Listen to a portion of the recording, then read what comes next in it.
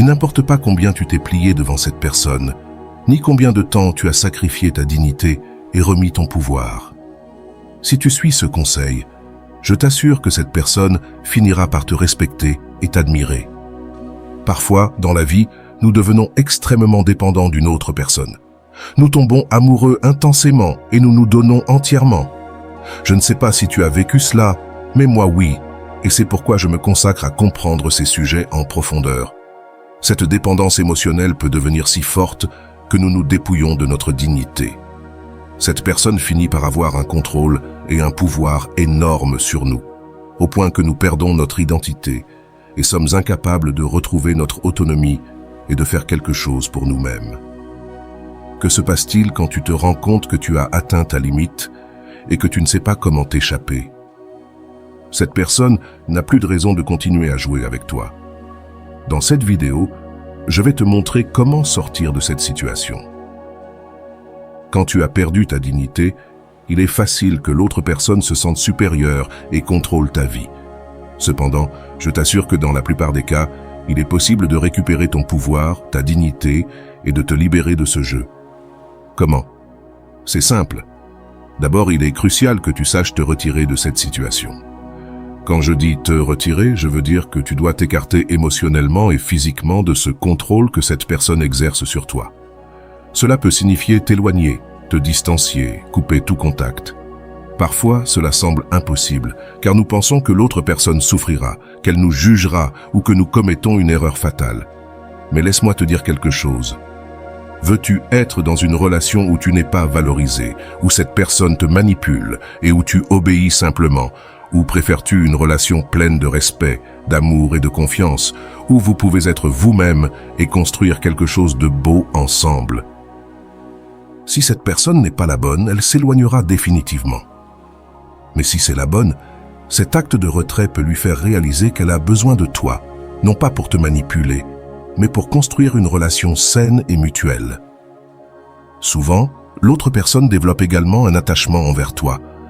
Même si cet attachement se manifeste de manière négative, il est important de se rappeler que toi et cette personne avez une dépendance émotionnelle. Cependant, ton retrait peut être le premier pas pour briser ce cycle et récupérer ton pouvoir. Le plus crucial dans cette situation est de sortir à temps, de couper toute communication avec cette personne et quand tu la retrouveras, d'appliquer ce que je vais te dire maintenant. À ce moment-là, tu dois t'assurer de concentrer toute ton attention sur toi-même. Beaucoup pensent que c'est juste un cliché. Je dois m'aimer d'abord pour être aimé, mais il ne s'agit pas d'un jeu. Se concentrer sur soi-même est fondamental, surtout quand quelqu'un ne respecte pas ta dignité et franchit les limites en essayant d'exercer un contrôle sur toi. Il est vital de se centrer sur nous-mêmes d'abord pour retrouver la force nécessaire pour affronter les relations, notamment les relations toxiques. En te retirant, n'attends rien de cette personne. N'attends pas qu'elle t'appelle ou te recherche. Oublie-les. Sors de cette relation sans attente qu'ils reviendront, te chercheront ou t'appelleront. Imagine sortir de là sans aucun attachement, en concentrant toute ton énergie sur toi-même.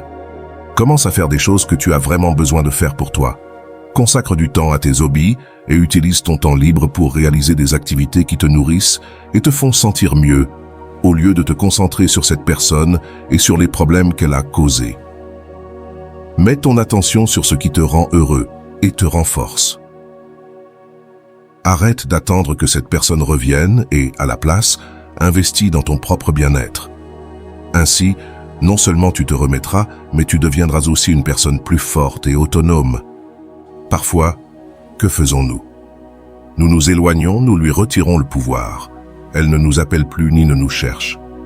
Mais que se passe-t-il?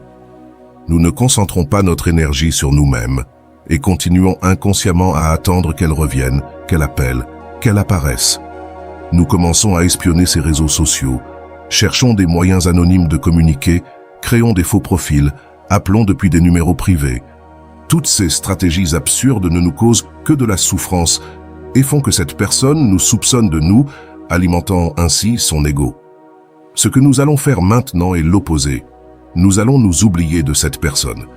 Quand elle apparaîtra dans ton esprit, tu dirigeras immédiatement ton énergie vers autre chose, quelque chose qui bénéficiera à ta croissance et à ton bien-être personnel. S'éloigner est puissant et attractif. Cela peut même faire en sorte que tu attires à nouveau cette personne. Mais le plus important dans le fait de te retirer, c'est que cela te donne le pouvoir de construire dans ta solitude l'être que tu es vraiment. Nous avons beaucoup parlé de cela dans des vidéos précédentes, et ici je te laisserai quelques suggestions. Mais souviens-toi, le plus crucial en te retirant est que cela te permet de redécouvrir ton propre pouvoir et de construire ton identité sans l'influence de cette personne. Concentre ton énergie sur des activités qui te nourrissent et te font grandir, et tu verras comment ton bien-être et ton estime de toi se renforcent. N'oublie pas que tu viens d'une situation de dépendance émotionnelle. Ta vie a été déséquilibrée parce que tu as canalisé toute ton énergie vers une autre personne au lieu de l'investir en toi-même.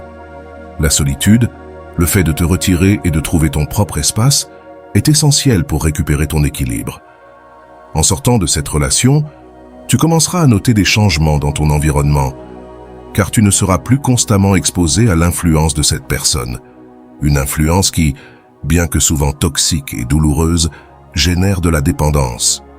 Curieusement, une fois que tu t'éloignes, quelque chose en cette personne fera qu'elle te manquera. C'est un phénomène mystérieux.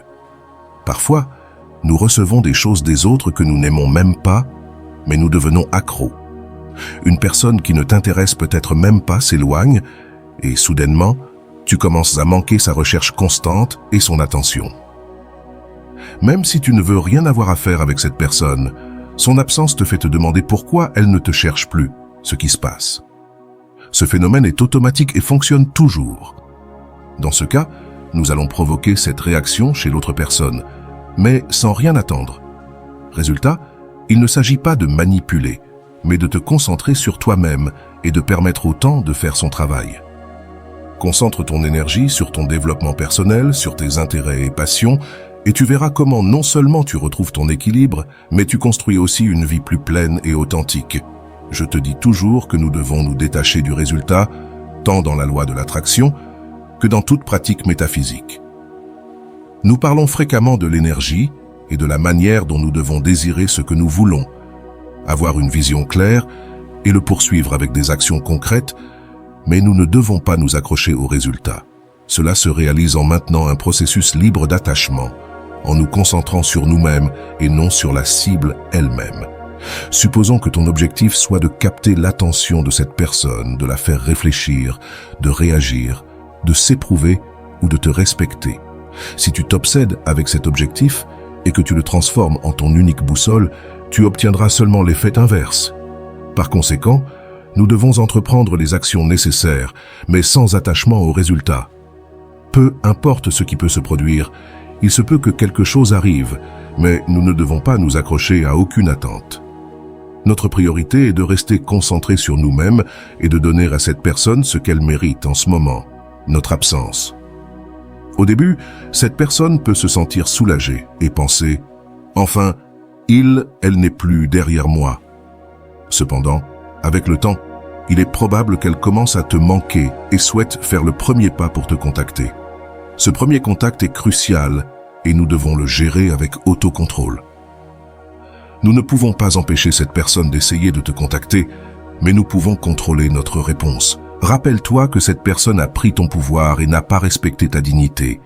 Maintiens ton contrôle et concentre-toi sur ton propre bien-être. Ainsi, non seulement tu te remettras, mais tu démontreras aussi ta force et ta valeur en construisant une vie pleine de respect et d'authenticité. Il est essentiel de se rappeler de garder le contrôle sur nous-mêmes lorsque cette personne essaie de communiquer.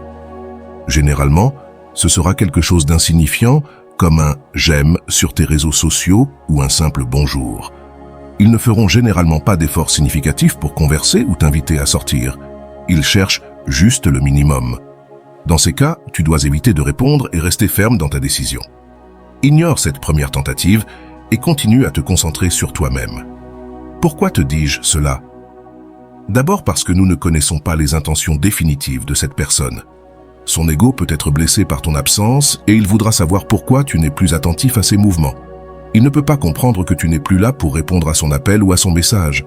Ce désarroi dans son ego crée un besoin urgent de savoir ce qui a changé. Nous ne savons pas s'il te cherche parce qu'il veut vraiment que tu reviennes ou simplement parce que son ego a besoin de se réaffirmer.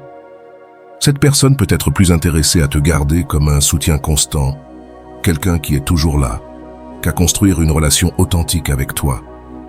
C'est pourquoi nous devons garder notre distance et ne pas tomber dans le piège de répondre immédiatement.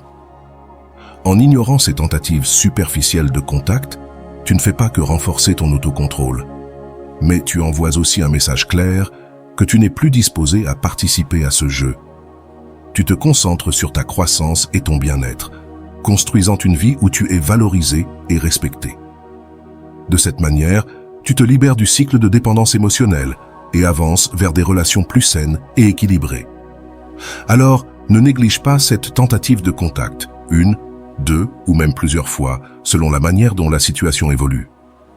C'est le moment de montrer que les choses ont changé. Avant, cette personne pouvait faire ce qu'elle voulait avec toi, mais maintenant, ce n'est plus le cas. Avant, chaque message te faisait réagir, mais maintenant, tu as le contrôle sur toi-même et tu ne vas pas répondre à ces jeux. C'est à ce stade que l'autre personne peut commencer à réfléchir. Cependant, je ne peux pas promettre que cela se produira dans tous les cas. Tu dois être complètement honnête avec toi-même et comprendre que cette personne ne répondra pas toujours de la manière que tu attends. Chaque individu a sa propre liberté et nous ne pouvons pas contrôler les décisions des autres. Il est important de ne pas s'attacher aux résultats. Il est possible que cette personne réfléchisse, change et te cherche sincèrement, reconnaissant qu'elle t'a blessé et voulant construire quelque chose de meilleur avec toi. Mais il est également possible qu'elle te cherche juste pour son ego, pour récupérer le contrôle et revenir à la même dynamique toxique. L'essentiel est de maintenir ton autocontrôle et de ne pas retomber dans le même cycle. Si cette personne ne veut que réaffirmer son pouvoir et recommencer à jouer avec toi, il est crucial que tu restes ferme dans ta décision de ne pas participer à ce jeu.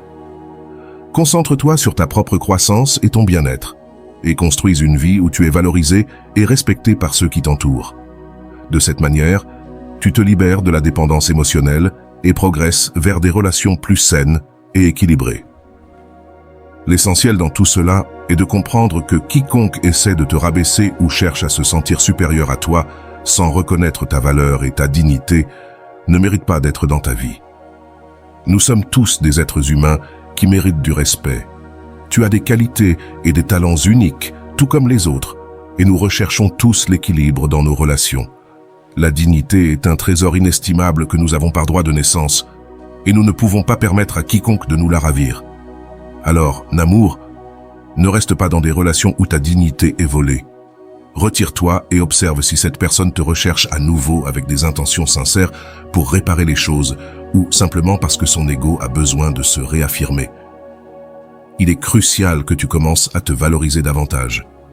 Personne ne peut te donner de l'extérieur ce que tu n'es pas capable de construire d'abord à l'intérieur de toi.